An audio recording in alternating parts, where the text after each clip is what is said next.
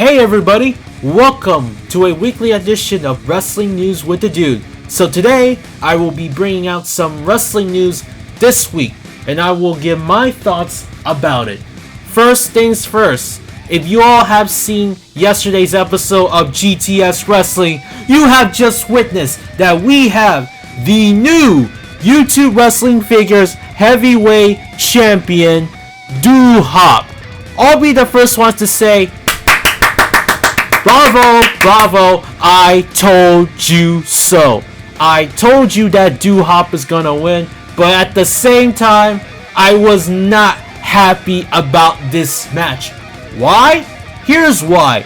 It's not because of the match itself. I mean, I enjoyed the match, and I would rate this match a 5.5 stars. However, this match has a lot of build-up stories. It got us all hyped up, but the problem is that the match should have been the main event of Suckaslam. Why? Because the YouTube title was on the line, and I don't understand why the YouTube title match isn't even going to be contested as the main event. If you put Kurt Bale versus Mike Swanson as the main event, then I'll let that slide. Because if there's any mid-card title match that is going to be contested as the main event, we have a problem. The YouTube title is going to look less prestige. Same goes with the GTS title, which the match for the GTS title is going to happen tonight. But hey, guess what happened after the match? Grimm has finally turned heel. I mean, look at this. Every time Grimm has been teasing a heel turn a lot lately, even if he tried to turn his back on his buddies, we wouldn't expect to see Grimm as a heel, but hey, it happened. You see, it's kind of common that a family member turned on another family member in pro wrestling, like the one when Matt Hardy turned his back on his little brother Jeff, and Nikki Bella turned her back on her sister Brie, which was one of the most forgettable rivalries in 2014. But here in GTS, I bet this is the first time that a brother turned on another brother, despite the fact that Hop even tricked us when he turned his back on Grimm almost 4 years ago when they were feuding with the Slenderman. Oh, and also, welcome back Tommy Salami. He's going to be facing Hollywood Hooligan, who didn't get booked for Suckaslam until now. And here's the special stipulation for this match. If Tommy loses, he's fired from GTS for good. But hey, since I didn't make a prediction on who's going to win, I'm going to root for Tommy Salami as the winner, because I don't see him leaving GTS despite the fact that he's a part-timer like Pete Corbis. And wait just a minute, Grimm is actually going to root for Jay Evans to win the YouTube title. Will it happen? Switching gears to New Japan Pro Wrestling, the G1 Climax 29. This week was pretty interesting. So, first things first, we had Night 14. On the B block, Tomohiro Ishii beats Toru Yano after he hits with the vertical drop brain buster. And this is funny.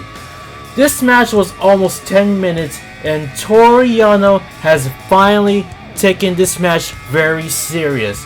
And this is probably the longest match that Toru Yano ever had this year in the G1. And then on the next match, Taichi gets a 2 point. Next match, Hiroki Goto gets a 2 point after he hits Jeff Cobb with a GTR. And then in this match was pretty interesting. Jon Moxley versus Jay White. It was a great match, except we got some interference by Gedo. Damn you, Gedo. So yeah, Jay White gets a 2 point after he hits John with the Blade Runner. And then we got the main event between two fellow mates from Los Ingobernables de Japón. Tetsuya Naito beats Shingo Takagi after he hits with the Destino. And then on the next night of the G1 Climax 29, Sonata gets a 2 point over Lance Archer after he hits with the Okana roll.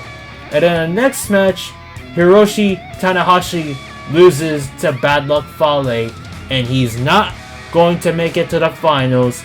Will Ospreay gets his 2-point when he defeated Kenta with the Stormbreaker. Kota Ibushi gets a win over Zack Sabre Jr. after he hits with a Kamigoye. And then your main event, Kazuchika Okada wins over Evil with the Rainmaker. And on the next night of the G1 Climax, wow, Taichi lost to Toru Yano by a countout. And then next match, Jeff Cobb loses to Tetsuya Naito, and Tetsuya Naito is going to face Jay White next. Hiroki Goto, wow, this is very surprising. He actually beat Jon Moxley after he hits with the GTR. I would have thought if Jon Moxley would have reversed the move, but this match was actually under 10 minutes. Juice Robinson loses to Jay White after Jay White made Juice Robinson submit to a GTO. And in a main event, Tomohiro Ishii loses to Shingo Takagi after he hits with the Last of the Dragon. Dave Meltzer actually rate this match a 5.5 stars, and some other matches for the G1 Climax, it was from night 14. Tetsuya Naito versus Shingo Takagi was rated a 5 stars. Same goes for Sonata versus Kazuchika Okada from G1 Climax night 13. This is the final night from the A block, so this happened on night 17. Lance Archer finally gets a 2-point when he defeated Evil, and this is the first time that he won since he beat Bad Luck Fale. And then we got Zack Sabre Jr. defeated Kenta by a submission. Bad Luck Fale defeated Sonata, and obviously he ain't going to the finals. Will Ospreay defeated Hiroshi Tanahashi in his dream match, and wow, first we've seen Prince Devitt defeated Hiroshi Tanahashi. Now we see Will Ospreay, the junior heavyweight, defeated the ace of New Japan. And yeah, obviously Hiroshi Tanahashi isn't going to the finals. And then we got the main event, Kota Ibushi. Is it finally the first time that he defeated Kazuchika Okada? Congrats to Kota Ibushi winning the A block, and he will move on to the finals. And here are the updated score for this year's G1 as of today. So Kota Ibushi is the winner of the A block. He has 14 points. However, Kazuchika Okada lost to Kota, so he's eliminated. He has 14 points. Bad Luck Fale, Evo, Hiroshi Tanahashi, Kenta, Sonata, Zack Sabre Jr., and Will Ospreay all have 8 points.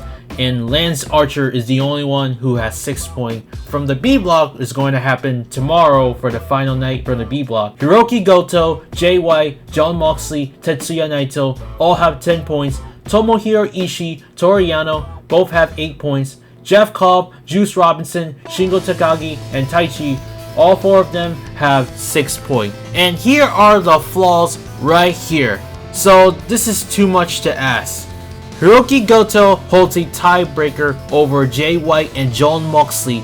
Jon Moxley holds a tiebreaker over Tetsuya Naito. Tetsuya Naito holds a tiebreaker over Hiroki Goto. And Jay White holds a tiebreaker over Jon Moxley. However, for Tomohiro Ishii, he has 8 points. He needs to beat Taichi and needs to make Hiroki Goto, Jon Moxley, and Tetsuya Naito lose their match. And if Toru Yano gets a 10 point, he needs to beat Jeff Cobb, and he needs Tomohiro Ishii and Hiroki Goto to lose. And for Jay White versus Naito, end in a double disqualification or a countout. Obviously, it will never happen. So here's the thing right here.